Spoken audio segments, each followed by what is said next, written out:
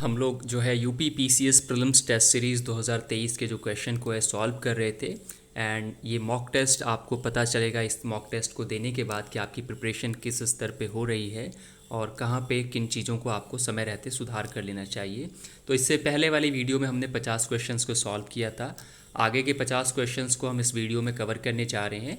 तो सारे क्वेश्चंस को बड़े ध्यान से देखें, निश्चित रूप से आपके लिए बहुत ही लाभदायक होगा एंड आपके एक तरह से आपका इससे रिवीजन भी हो जाएगा और आपको पता रहेगा कि कहाँ कहाँ से किस तरह क्वेश्चंस इसमें आ रहे हैं और आपकी कमियाँ कहाँ पे रह गई हैं। ठीक है, तो आइए बिना देर किए शुरुआत कर लेते हैं। 51वां प्रश्न यहाँ पे दिया हुआ है कि यूपी वृद्धावस्था पेंशन योजना के संदर्भ में निम्नलिखित में से कौन सा कथन सही है। पहला कथन दिया है जिनकी उम्र 60 वर्ष से अधिक है वे इस योजना के लिए आवेदन कर सकते हैं, और दूसरा कथन है अन्य पेंशन योजनाओं से लाभ प्राप्त करने वाले आवेदक भी प्राप्त होंगे। सो इस क्वेश्चन का जो करेक्ट आंसर है वो है ऑप्शन ए, यानी कि केवल एक करेक्ट है। जिसकी उम्र 60 वर्ष से अधिक है वे इस योजना के लिए आवेदन कर सकते हैं। अगला प्रश्न है उत्तर प्रदेश बेरोजगारी भत्ता 2022 योजना के संदर्भ में निम्नलिखित में से कौन सा कथन सही है। पहला कथन है आवेदक के पास स्नातक का प्रमाण पत्र होना चाहिए। दूसरा कथन है आयु सीमा 25 से 40 वर्ष के बीच होनी चाहिए।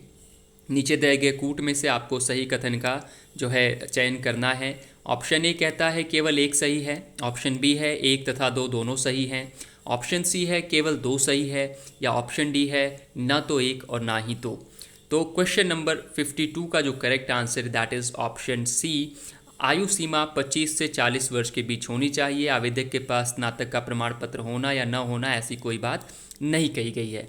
अगला प्रश्न है तापमान के व्युत्क्रमण के संदर्भ में निम्नलिखित में से कौन सा कथन सही है। कथन एक है इसे घटित होने के लिए साफ आसमान, शांत वायु और लंबी सर्दियों की रात की आवश्यकता होती है। कथन दूसरा है घना कोहरा इसमें प्रमुख परिणामों में से एक है। तो घना कोहरा इसके प्रमुख परिणामों में से एक है। अब फिर से नीचे कूट दिया गया है, इसमें से सही उत्तर का आपको चयन करना है। ऑप्शन ए है केवल एक, ऑप्शन बी है एक और दो दोनों, ऑप्शन सी है केवल दो तथा ऑप्शन डी है एक और दो में से कोई भी नहीं। तो इस क्वेश्चन का जो करेक्ट आंसर है वो है ऑप्शन बी, यानी कि एक और दो दोनों सही हैं। अगला प्रश्न है निम्नलिखित में से कौन सा कारक वाष्पीकरण को प्रभावित करते हैं। भूतल क्षेत्र में वृद्धि, आर्द्रता में कमी, तापमान में वृद्धि या उपयुक्त सभी। तो इस क्वेश्चन का जो करेक्ट आंसर है वो है उपयुक्त सभी, ऑप्शन डी। अगला प्रश्न है सांविधिक चल निधि अनुपात यानी कि जिसको स्टैट्यूटरी लिक्विडिटी रेशो कहते हैं के संबंध में निम्नलिखित में से कौन सा सही नहीं है। ऑप्शन ए है यह वह राशि है जो एक अनुसूचित वाणिज्यिक बैंक को अपने पास रखनी होती है। ऑप्शन बी है इसे बैंकिंग विनियम अधिनियम 1949 के तहत परिभाषित किया गया है। ऑप्शन सी है इसकी गणना प्रतिदिन नेट डिमांड और टाइम लाइबिलिटीज़ के आधार पर की जाती है। या ऑप्शन डी है कोई अधिकतम सीमा नहीं है लेकिन न्यूनतम सीमा 40% है। सो इस क्वेश्चन का जो करेक्ट आंसर है वो है ऑप्शन डी, यानी कि ये सही नहीं है, इसमें सही नहीं पूछा गया था। ठीक है जी। अगला प्रश्न है निम्नलिखित में से कौन सी अकबर की नीति की विशेषता नहीं थी। ऑप्शन ए है इबादत खाना की स्थापना, ऑप्शन बी है पूजा की स्वतंत्रता, ऑप्शन सी है भूमि अनुदान, या ऑप्शन डी है मुसलमानों को उच्च नागरिक और सैय पद पर बिठाना, आसीन करना। तो जो ऑप्शन डी है वो करेक्ट नहीं है। मुसलमानों को उच्च नागरिक और सैन्य पद पर उसने बैठाने की कोई नीति नहीं बना रखी थी, ये गलत है। अगला प्रश्न है 57वां, जब बाह्य बल बढ़ा दिया जाता है तो एक ऐसी अवस्था आती है जब शरीर गति की स्थिति में होता है। इस अवस्था में घर्षण बल अधिकतम होता है। इस घर्षण बल को जाना जाता है, कौन से बल के रूप में इस घर्षण बल को जानते हैं आप। ऑप्शन ए है स्थितिज रूप में, ऑप्शन बी है गतिज रूप में, ऑप्शन सी है रोलिंग के रूप में, या ऑप्शन डी है सीमांत के रूप में। तो 57th का जो करेक्ट आंसर रहेगा वो है सीमांत के रूप में, option D is correct answer. अगला प्रश्न है चैत्य पूरन भगत, चैत्य पूरन और भगत जो है, चैत्य पूरन भगत और भर्तृहरि प्रमुख लोक नृत्य है या प्रमुख क्या है, लोक नाटक हैं, लोक नृत्य है, लोकगीत है, या उपयुक्त में से कोई नहीं। तो इस क्वेश्चन का जो करेक्ट आंसर है आपका वो है ऑप्शन सी, ये लोकगीत हैं। ठीक है। अगला प्रश्न है, निम्नलिखित में से कौन सी जनजाति वांगला नृत्य करती है? आपको बताना है ऐसी कौन सी जनजाति है जो वांगला नृत्य करती है। आपके ऑप्शन है अंगामी, ऑप्शन बी है मिश्मी, ऑप्शन सी है गारो या ऑप्शन डी है संथाल। तो इस क्वेश्चन का करेक्ट आंसर है गारो। अगला प्रश्न है, नौटंकी निम्नलिखित में से किस राज्य का सर्वाधिक लोकप्रिय नृत्य है? तो ये ऑप्शन बहुत आसान सा क्वेश्चन है, उत्तर प्रदेश। थोड़ी सी भी अगर आपने उत्तर प्रदेश के बारे में पढ़ा होगा तो आपको पता लग जाएगा। अगला 61वां प्रश्न है, IMT त्रिलाट निम्नलिखित में से किन देशों के मध्य एक संयुक्त समुद्री अभ्यास है? ऑप्शंस हैं, ऑप्शन ए इंडोनेशिया, मैक्सिको और तंजानिया। देखो त्रिलाट क्योंकि एक हिंदी का शब्द है तो साधारण सी बात है कि इंडोनेशिया, मैक्सिको और तंजानिया देश तो होंगे नहीं, किसी न किसी स्तर पर इसमें भारत की जो है संलिप्तता ज़रूर होगी। तो ये वाला क्वेश्चन का पहला ऑप्शन तो सबसे पहले ही आप नेगलेक्ट कर सकते हो कि ये नहीं हो सकता है।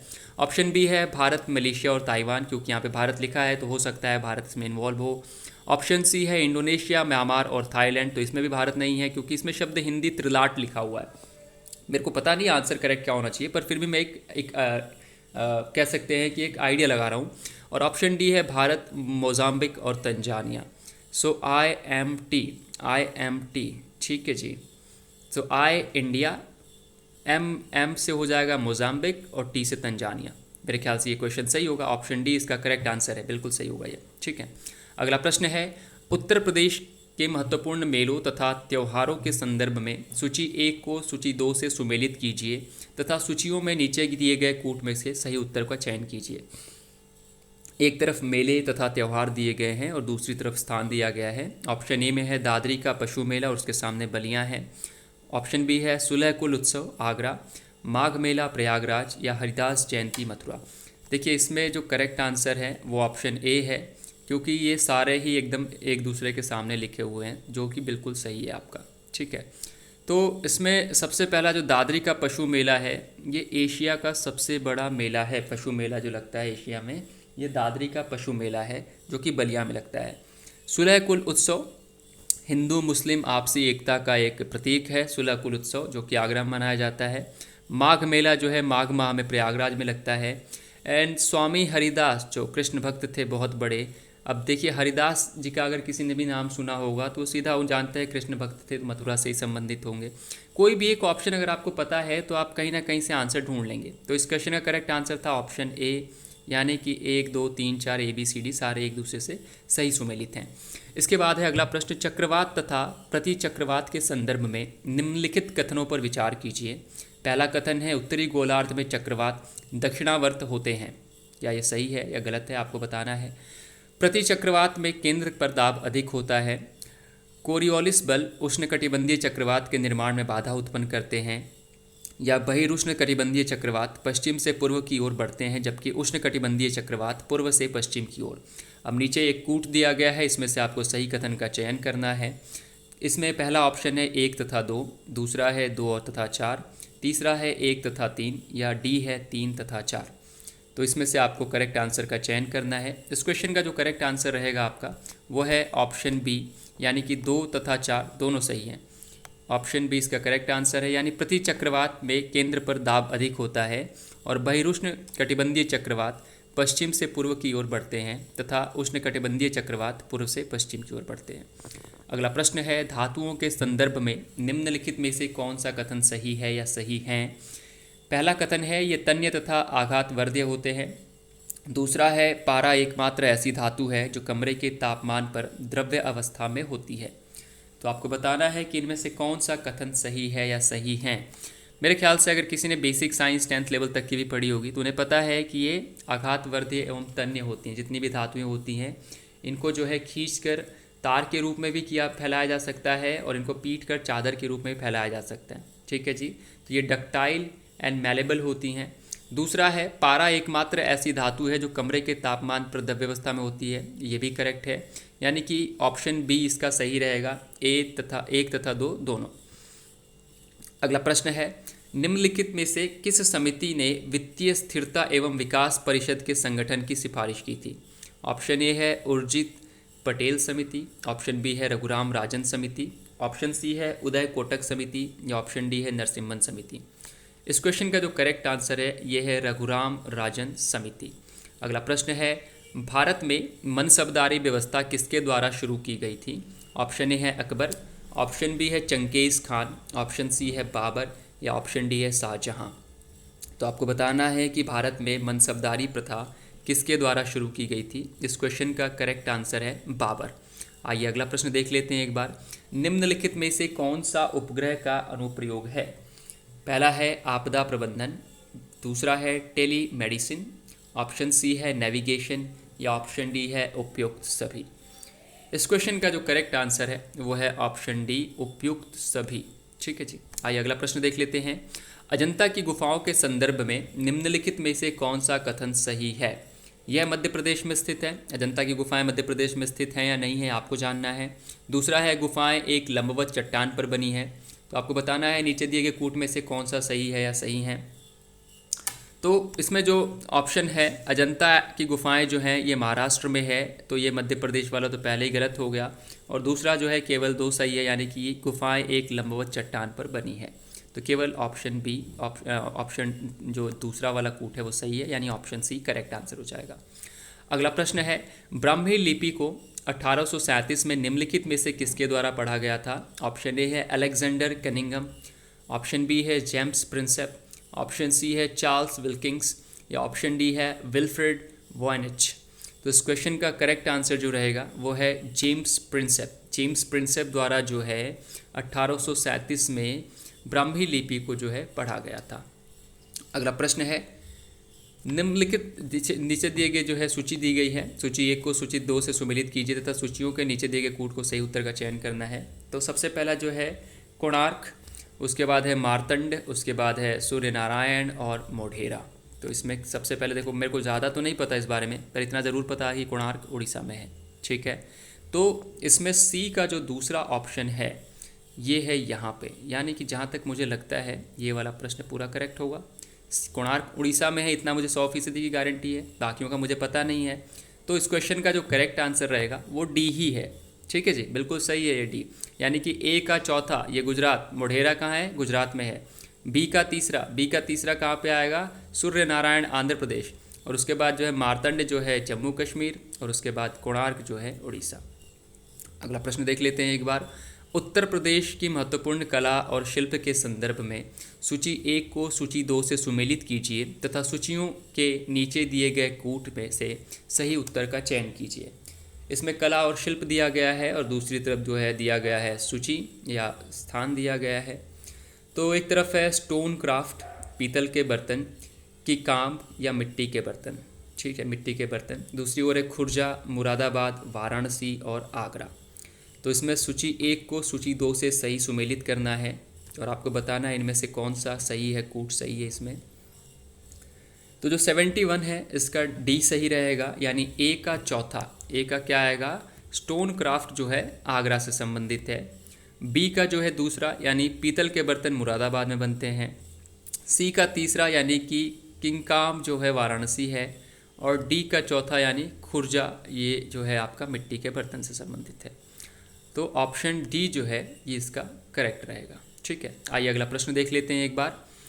निम्नलिखित में से कौन सा शिलालेख कलिंग पर अशोक के विजय को दर्शाता है? आपको बताना है कि कलिंग पर जो अशोक ने विजय प्राप्त करी थी उसको किस शिलालेख पर जो है उत्कीर्ण करवाया था। ऑप्शन ए है स्तंभ शिलालेख, उसके बाद स्तंभ शिलालेख जो है 7, स्तंभ शिलालेख 6, स्तंभ शिलालेख 7 या शिलालेख 13।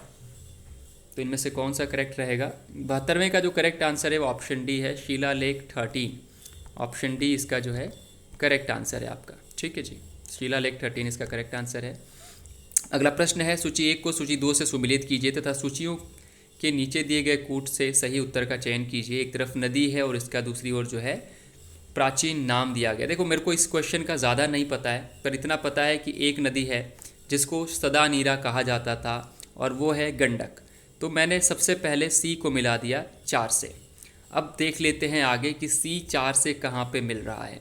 ठीक है जी, सी यानी कि 4th, ये सबसे पहले में मिल रहा है, तो पहला ही ऑप्शन सही हो जाएगा। आइए मिला के देख लेते हैं एक बार। तो गंडक हो गई सदा नीरा, ए का दूसरा यानी कि घग्गर है दृश्यद्वती, उसके बाद जो है बी का 1 यानी कि झेलम है विस्ता, और सी का 4 हो ही गया है, और डी का जो है थर्ड, यानी कि डी का थर्ड हो जाएगा सतलज का है शुतुद्री। ये करेक्ट आंसर भी, ये मत सोचिए कि मैं ऐसे जस्ट तुक्का लगा रहा हूँ, यही करेक्ट आंसर भी है। ये तो मैं जस्ट चेक करने के लिए मैं आपको जो है आंसर की में से भी देख के सही आंसर बता रहा हूँ, लेकिन चेक करने के लिए कि कहाँ तक अगर आपको केवल एक ऑप्शन भी पता है तो आप पूरे क्वेश्चन को जो है करेक्टली एकदम सही ढंग से आंसर कर सकते हैं। मुझे इनमें से किसी भी नदी का प्राचीन नाम नहीं पता था, सिर्फ एक का पता था, वो थी गंडक। गंडक, इससे पहले मैंने गंडक के ऊपर एक क्योंकि वीडियो बना रखा था तो उसमें मैंने लिखा था गंडक जो है सदानीरा के नाम से जानी जाती है, तो मुझे याद था कि गंडक सदानीरा है। तो एक क्वेश्चन अगर आप सही से सी को 4 से मैच करा पाए तो यानी आप पूरा आंसर सही से निकाल सकते हो। अगला प्रश्न देख लेते हैं, आइए देख लेते हैं एक बार। परमाणविक मॉडल के संदर्भ में निम्नलिखित में से कौन सा या कौन से कथन सही हैं? पहला कथन है, थॉमसन के परमाणु मॉडल ने कहा कि एक परमाणु में एक धनात्मक रूप से अवशित क्षेत्र होता है और इसमें इलेक्ट्रॉनिक अंतर्निहित होते हैं, इलेक्ट्रॉन जो है अंतर्निहित होते हैं। दूसरा है, रदरफोर्ड के परमाणु मॉडल के अनुसार एक परमाणु का एक धनात्मक रूप से आवेशित केंद्र होता है जिसे नाभिक कहा जाता है और इलेक्ट्रॉन नाभिक के चारों ओर वृत्ताकार पथ में घूमते हैं। अब नीचे दिए गए कूट में से आपको सही ऑप्शन, सही उत्तर का चयन करना है। केवल एक सही है, एक और दो दोनों सही हैं, केवल दो सही है, या न तो एक और ना ही दो। तो 74वां जो क्वेश्चन है इसमें एक तथा दो दोनों ही सही है, यानी इसका जो करेक्ट आंसर रहेगा आपका वो है ऑप्शन बी। ऑप्शन ए भी कथन एक भी सही और कथन दूसरा भी सही है। आइए अगला प्रश्न देख लेते हैं। निम्नलिखित में से कौन सा पर्वतीय दर्रा हिमाचल प्रदेश में स्थित है? ऑप्शन ए है शिपकीला, ऑप्शन बी है थगाला, ऑप्शन सी है नीतीला, या ऑप्शन जी है नाथूला। 75th का जो क्वेश्चन का करेक्ट आंसर है ये है शिपकीला। ठीक है, अगला प्रश्न देख लेते हैं एक बार। निम्नलिखित में से कौन सा एंजलस के नियम से संबंध सही है? एंजलस नियम के संबंध में सही कहा गया है। ए है, जैसे जैसे आय बढ़ती है खाद्यान्न की खरीद कम हो जाती है। क्या ये सही है या गलत है मुझे नहीं पता है, एंजल्स के नियम के बारे में आपको पता होगा अगर आपने पढ़ा होगा। ऑप्शन बी है, जैसे जैसे आय बढ़ती है खाद्यान्न की खरीद भी बढ़ती है, यानी कि इनकम बढ़ेगी तो आप जो है चीज़ें ज़्यादा, गुड्स ज़्यादा खरीदेंगे, खाने पीने की चीज़ें ज़्यादा खरीदेंगे। ऑप्शन सी है, जैसे जैसे आय घटती है खाद्यान्न की खरीद भी घटती है। क्या ये सही है? या ऑप्शन डी है उपयुक्त में से कोई नहीं। तो जो 76 का सही आंसर है वो है ऑप्शन ए, जैसे जैसे आय बढ़ती है खाद्यान्न की खरीद कम हो जाती है। ये एंजल्स का नियम कहता है। ठीक है, अब अगला प्रश्न है, निम्नलिखित में से कौन अकबर के दरबार के विद्वानों में शामिल थे? ऑप्शन ए है अब्द अल कादिर बदाऊनी, या ऑप्शन बी है अबू फजल इब्न मुबारक, ऑप्शन सी है अब्दुल हमीद लाहौरी, या ऑप्शन डी है ए और बी दोनों। तो 77th का जो करेक्ट आंसर है आपका वो है ऑप्शन डी, यानी कि ए और बी दोनों, ये और ये दोनों जो है अब अकबर के दरबार में शामिल थे। अगला प्रश्न है, माइक्रोवेव के संदर्भ में निम्नलिखित में से कौन सा कथन सही है? पहला कथन है, इनकी तरंग दैर्घ्य कम होती है। दूसरा कथन है, वे तारों द्वारा उत्सर्जित होते हैं। नीचे दिए गए कूट में से आपको सही उत्तर का चयन करना है। केवल एक, एक दो दोनों, केवल दो, या न तो एक और ना ही दो। 78 का जो करेक्ट आंसर है वो है ऑप्शन ए, यानी कि केवल एक, इसकी तरंग दैर्घ्य कम होती है। अगला प्रश्न है, वास्तुकला की पल्लेडियन अवधारणा प्रस्तुत की गई थी, किसके द्वारा की गई थी पल्लेडियन अवधारणा प्रस्तुत? ऑप्शन ए है मुगल द्वारा, ऑप्शन बी है पुर्तगालियों द्वारा, ऑप्शन सी है ब्रिटेन द्वारा, या ऑप्शन डी है फ्रेंच द्वारा। तो 79 का जो करेक्ट आंसर है ये है आपका ऑप्शन सी, यानी कि ब्रिटेन द्वारा, ब्रिटेन द्वारा। ठीक है जी, पल्लेडियन अवधारणा प्रस्तुत की गई थी ब्रिटेन द्वारा। उत्तर प्रदेश का निज़ामाबाद प्रसिद्ध है मिट्टी के बर्तन के लिए, चीनी मिट्टी के बर्तन के लिए, पत्थर के पात्र के लिए, या ब्लैक पॉटरी के लिए। निज़ामाबाद देखिए आजमगढ़ में पड़ता है और ये ब्लैक पॉटरी के लिए मशहूर है। इसको जो है ग्लोबल आइडेंटिफिकेशन टैग यानी कि जीआई टैग भी मिला हुआ है। कभी अगर आप बनारस जाएंगे, बनारस जो पहले मड़ुआडू स्टेशन होता था बनारस स्टेशन के नाम से जाना जाता है, वहाँ पे ब्लैक पॉटरी का एक बहुत ही बड़ा स्टॉल लगा होता है और आप हैरान हो जाएंगे कि ये मिट्टी के बर्तन है, देख करके इतनी चमक होती है उन बर्तनों पर, पूरे काले होते हैं। तो ये निज़ामाबाद प्रसिद्ध है इस ब्लैक पॉटरी के बर्तनों के लिए। अगला प्रश्न है, निम्नलिखित में से किस शहर में राष्ट्रीय जनजातीय नृत्य महोत्सव का तीसरा संस्करण आयोजित किया गया था? ऑप्शन ए है रायपुर, ऑप्शन बी है रांची, ऑप्शन सी है नई दिल्ली, या ऑप्शन डी है भोपाल। सो 81 का जो करेक्ट क्वेश्चन है इसका करेक्ट आंसर है रायपुर। तो यह रायपुर में जो है राष्ट्रीय जनजातीय नृत्य महोत्सव का तीसरा संस्करण आयोजित किया गया था। अगला प्रश्न है, भीमबेटका चित्रकला के संबंध में निम्नलिखित कथनों पर विचार कीजिए। कथन 1 है, यह भोपाल मध्य प्रदेश की विंध्यन पर्वतमाला के दक्षिण में स्थित है। ऑप्शन 2 है, भीमबेटका की गुफाओं की खोज दयाराम साहनी ने की थी। कूट 3 है, चित्रों में प्रयुक्त ब्रश पौधों के रेशों से बनाए जाते थे या बने होते थे। और चौथा है, इसे वर्ष 2003 में यूनेस्को के विश्व धरोहर स्थल में घोषित किया गया या शामिल किया गया। अब आपको नीचे दिए गए कूट में से बताना है कि कौन कौन से जो हैं विचार सही है या कथन सही है। ऑप्शन ए है 2, 3 और 4, ऑप्शन बी है 1, 3 और 4, ऑप्शन सी है 2 और 3 तथा ऑप्शन डी है 1, 2 और 4। तो 82वें प्रश्न का जो सही उत्तर है वो है 1, 3 और 4, यानी कि ऑप्शन बी जो है वो करेक्ट है। ऑप्शन बी करेक्ट है। एक सही है कि यह भोपाल मध्य प्रदेश की विंध्य पर्वतमाला के दक्षिण में स्थित है। तीसरा है, चित्रों में प्रयुक्त ब्रश पौधों के रेशों से बने होते थे। और चौथा है, इसे वर्ष 2003 में यूनेस्को के विश्व धरोहर स्थल की घोषणा की गई थी। अगला प्रश्न देख लेते हैं एक बार। निम्नलिखित में से कौन सा सिंधु घाटी सभ्यता स्थल रावी नदी के तट पर स्थित है? देखिए, इससे पहले मैंने सिंधु घाटी सभ्यता पर एक बहुत ही विस्तृत वीडियो बनाई है जिसमें मैंने लगभग सभी हड़प्पा सभ्यता या सिंधु घाटी सभ्यता के प्रमुख शहरों का जो है परिचय दिया है और वो कौन कौन से नदियों के तट पर बसे थे इसके बारे में बताया है। अगर आपको इसकी जानकारी ना हो तो आप वहाँ से देख सकते हो। हालांकि आप लोग क्योंकि प्रीलिम्स दे रहे हैं तो जहाँ तक मुझे उम्मीद है आपको पहले से ही पता होगा इन सब के बारे में, तो आप उसको इग्नोर कर सकते हो। तो आपके सामने सबसे पहला ऑप्शन है मोहनजोदड़ो, ऑप्शन बी है हड़प्पा, ऑप्शन सी है बनावली या ऑप्शन डी है सूतकांगेदोर। तो सूतकागेंदोर होगा, हड़प्पा होगा, मोहनजोदड़ो होगा या बनावली होगा। कौन सा सिंधु घाटी सभ्यता स्थल रावी नदी के तट पर स्थित है? तो इस क्वेश्चन का जो करेक्ट आंसर है वो है हड़प्पा। इस क्वेश्चन का जो करेक्ट आंसर है वो है हड़प्पा। अगला प्रश्न है, आधुनिक आवर्त सारणी के प्रचलन के संदर्भ में निम्नलिखित कथनों पर विचार कीजिए। संयोजी इलेक्ट्रॉन बाईं ओर से दाहिनी ओर घटते जाते हैं। किसी आवर्त सारणी में धात्विक गुण दाहिनी से दाहिनी ओर घटता है। समूह के ऊपर से नीचे जाने पर परमाणु का आकार घटता है। या विद्युत धनात्मकता समूह में नीचे की ओर जाने पर बढ़ती है। तो जो 84वीं का सही उत्तर है ये है ऑप्शन बी, 2 और 4 दोनों ही सही हैं। ठीक है जी, तो ऑप्शन बी है जो ये 2 और 4 दोनों ही सही हैं। ठीक है, अगला प्रश्न है 85वां आपके पास। इसमें लिखा गया है, निम्नलिखित में से किस नदी को दक्षिण गंगा के नाम से जाना जाता है? तो इस क्वेश्चन का जो करेक्ट आंसर है वो है गोदावरी। देखिए, दक्षिण की गंगा या बूढ़ी गंगा के नाम से गोदावरी को जाना जाता है। ठीक है जी, ये बहुत ही सरल सा प्रश्न है। कुछ प्रश्न इतने सरल हैं कि कोई भी आसानी से सॉल्व कर सके, पर देखिए ऐसा नहीं है कि सभी प्रश्न कठिन डाल देंगे। प्रश्नों को जो है एक तरीके से सेट किया जाता है 30% के हिस्से में, कि कुछ प्रश्न जो हैं बिल्कुल सरल होंगे, कुछ थोड़े से कठिन होंगे और कुछ होंगे जो किसी को नहीं आते होंगे। ठीक है, तो सरल, कठिन और कुछ जो तुक्का लगा करके कर लेते हैं वही लोग आके सेलेक्ट हो जाते हैं। क्योंकि 1-2 क्वेश्चन जो नहीं, हमेशा होता है कि किसी न किसी को नहीं आते हैं, हर आदमी हर चीज़ नहीं जान सकता है। छोड़िए, आगे बढ़ते हैं, अगला प्रश्न देख लेते हैं। प्रतिभूति अपीलीय न्यायाधिकरण यानी कि सिक्योरिटीज़ अपीलेट ट्रिब्यूनल SAT के संदर्भ में निम्नलिखित में से कौन सा कथन सही है? पहला कथन है, यह एक गैर सांविधिक निकाय है। दूसरा है, यह पेंशन निधि विनियामक और विकास प्राधिकरण द्वारा पारित आदेशों के विरुद्ध अपीलों की सुनवाई करता है तथा उनका निस्तारण करता है। तो आपको बताना है इनमें से कौन सा कथन सही है। क्या केवल एक सही है, 1 और 2 दोनों सही हैं, केवल 2 सही है, या न तो 1 और ना ही 2? इस क्वेश्चन का जो करेक्ट आंसर है वो है ऑप्शन सी, यानी कि केवल 2 सही है। ठीक है, तो यह पेंशन निधि विनियामक और विकास प्राधिकरण द्वारा पारित आदेशों के विरुद्ध अपीलों की सुनवाई करता है।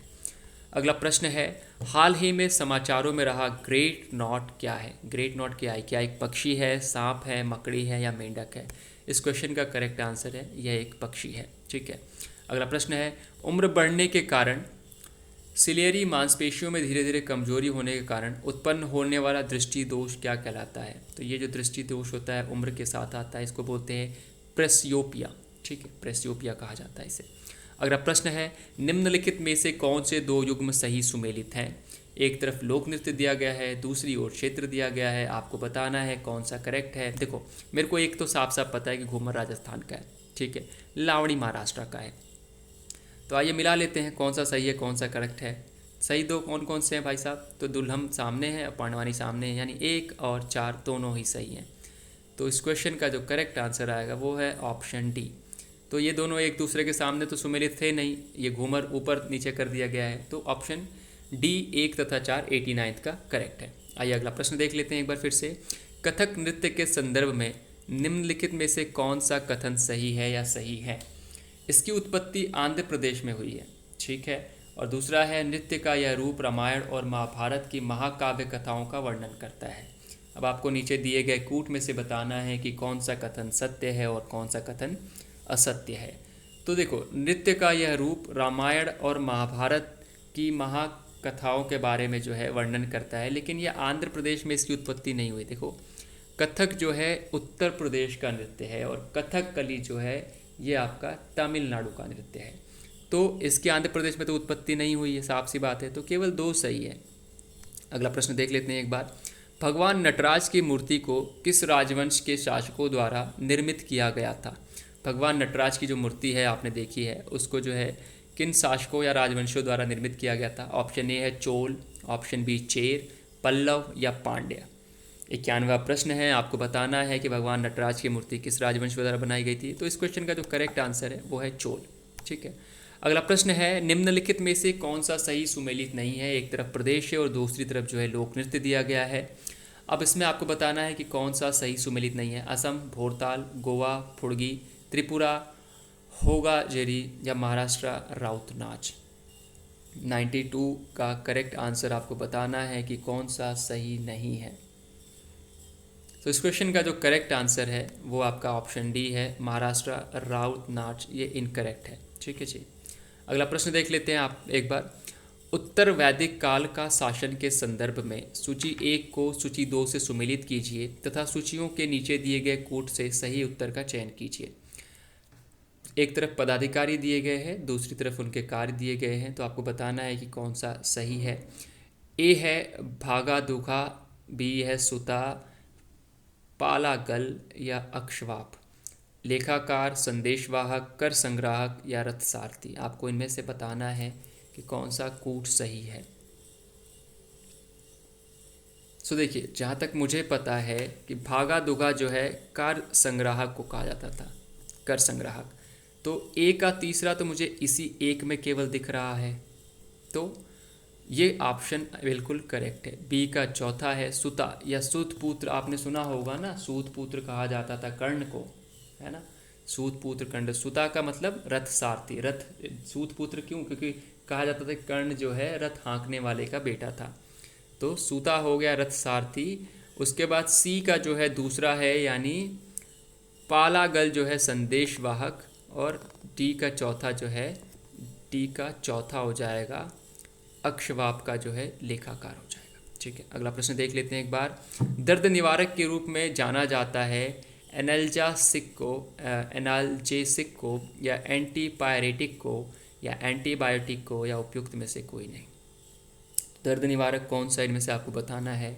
इस क्वेश्चन का जो करेक्ट आंसर है वो है ऑप्शन ए, एनाल्जेसिक को। अगला प्रश्न है, जलोढ़ मिट्टी के संदर्भ में निम्नलिखित में से कौन सा कथन सही है। कथन 1 है, इसमें पोटाश, फास्फोरस, एसिड और चूने की कमी होती है। कथन दूसरा है, छोटे जलोढ़ को खादर तथा पुराने जलोढ़ को बांगर कहा जाता है।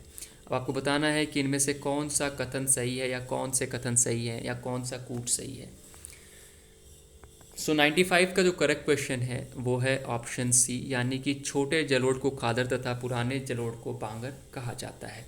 अगला प्रश्न है, गिनी गुणांक निम्नलिखित में से किस वक्र से प्राप्त होता है। कुजनेट वक्र, लॉरेंज वक्र, फिलिप्स वक्र या लॉफर वक्र। तो 96 का जो करेक्ट आंसर है वो है ऑप्शन बी, यानी कि लॉरेंज वक्र। अगला प्रश्न है, लिविंग अमेजन रिपोर्ट 2022 किसके द्वारा जारी की जाती है। ऑप्शन ए है विश्व वन्य जीव कोष द्वारा, ऑप्शन बी है संयुक्त राष्ट्र पर्यावरण कार्यक्रम द्वारा, ऑप्शन सी है जलवायु परिवर्तन पर अंतर सरकारी पैनल द्वारा, या ऑप्शन डी है विश्व आर्थिक मंच द्वारा। तो लिविंग अमेजन 2022 रिपोर्ट जो जारी हुई है ये विश्व वन्य जीव कोष द्वारा जारी की गई है। अगला प्रश्न देख लेते हैं एक बार हम लोग। वोल्ट मीटर क्या मापता है? वोल्टेज मापता है, साधारण सी बात है, वोल्ट मीटर है तो वोल्टेज मापेगा, लेकिन कौन सी या किस तरह की? तो ऑप्शन ए है समानांतर क्रम में किसी परिपथ में संभावित विभवांतर, विभवांतर तो नहीं मापेगा। दूसरा है श्रृंखला क्रम में क्रम के परिपथ से किसी भी हिस्से में विद्युत प्रवाह की मात्रा को विद्युत का प्रवाह या उपयुक्त में से कोई नहीं। तो 98 का जो करेक्ट आंसर है वो है आपका समानांतर क्रम में विभवांतर। देखिए क्वेश्चन को अगर लोगों को मैं ऐसे बोल दूंगा कि विभवांतर तो नहीं नापेगा तो लोग सोचेंगे कि हाँ सही कह रहे हैं, सीधा अगले पे बढ़ जाएंगे। कभी भी चीज़ों को ऐसे मत समझो, हमेशा अपना दिमाग लगाओ कि क्या कहना चाह रहा है प्रश्न। ठीक है जी। विद्युत का प्रवाह मापेगा तो नहीं, वोल्ट मीटर है, क्योंकि वोल्टेज विद्युत का प्रवाह किस दिशा में है कैसे वो नहीं मापेगा। श्रृंखला क्रम में, श्रृंखला क्रम क्या होता है आपका कि ये जो है सीरीज सर्किट में लगेगा। ये भी गलत है, गलत तो नहीं है, क्या वोल्ट मीटर सीरीज़ में ही लगता है, पैरेलल में भी लगाया जा सकता है, सीरीज़ में भी लगाया जा सकता है, उसका कोई दिक्कत नहीं है, बशर्ते कि इस क्वेश्चन का करेक्ट आंसर जो है ऑप्शन ए है। अगला प्रश्न है, निम्नलिखित में से किस अधिनियम के तहत कलकत्ता के सुप्रीम कोर्ट की स्थापना की गई थी? तो वो कौन सा अधिनियम था जिसके तहत जो है कलकत्ता में सुप्रीम कोर्ट की स्थापना की गई थी? ऑप्शन ए है 1773 का रेगुलेटिंग एक्ट, ऑप्शन बी है 1784 का Pitt's India Act, option C है 1793 का चार्टर एक्ट, या ऑप्शन डी है 1813 का चार्टर एक्ट। इस क्वेश्चन का जो करेक्ट आंसर रहेगा आपका वो है 1773 का रेगुलेटिंग एक्ट। अब इस श्रृंखला की आज की आखिरी प्रश्न हम लोग डिस्कस कर जा रहे हैं, बाकी के प्रश्न हम कल करेंगे, अब अगली सीरीज़ में कर लेंगे। तो 6वां प्रश्न है, उत्तर प्रदेश मुख्यमंत्री जन आरोग्य योजना के संबंध में निम्नलिखित में से कौन सा कथन या कौन से कथन सही हैं? पहला है, यह केंद्र सरकार की आयुष्मान भारत प्रधानमंत्री जन आरोग्य योजना के तहत पर एक उप योजना है। दूसरा है, इस योजना के तहत उत्तर प्रदेश के सभी सार्वजनिक और निजी सूचीबद्ध अस्पतालों में गरीब लोगों को मुफ्त इलाज की सुविधा प्रदान की जाएगी। अब आपको बताना है कि कौन से या कौन सा कथन सत्य है। 100वें प्रश्न का जो सही उत्तर है वो है ऑप्शन बी, यानी कि 1 तथा 2 दोनों ही सही हैं मुख्यमंत्री जन आरोग्य योजना के संदर्भ में। सो दोस्तों, आज के 100 प्रश्न हो गए। अगर आपको ये वीडियो पसंद आई हो, आपको प्रश्न लगते हैं कि उस स्तर के हैं कि आपको पीसीएस में आ सकते हैं, और किसी भी रूप में अगर आपको ये लाभदायक लग रहा है, तो आप इस वीडियो में अपने कमेंट के माध्यम से मुझे बताएं, ताकि मैं अगली सीरीज़ भी अगली, क्योंकि 150 प्रश्नों का होता है टोटली श्रृंखला, तो 50 प्रश्न अभी भी बच रहे हैं। तो जितनी जल्दी आप कमेंट के माध्यम से बताएंगे, मैं कोशिश करूँगा उतनी ही जल्दी उन प्रश्नों को भी लेकर हाजिर हो जाऊँ। धन्यवाद, मिलते हैं अगली बार।